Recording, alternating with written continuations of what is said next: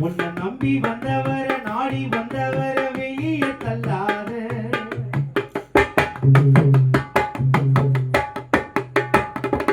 பனை இருந்தாலும் சனை இருந்தாலும் ஆணவ கொள்ளாத பனை இருந்தாலும் சனை இருந்தாலும் ஆணவ கொள்ளாத உன்னை தேடி வந்தவர தானென்ற கருத்தில் வெளியே தள்ளாத நாலு பேரு வாழணுன்னு நீ நினைக்கணும் முன்னாலே நாலு பேரு வாழணுன்னு நீ நினைக்கணும் முன்னாலே நாலு பேரு வாழணுன்னு நீ நினைக்கணும் முன்னாலே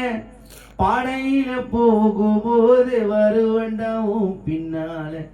பாடையில போகும்போது வருவண்டாவும் பின்னால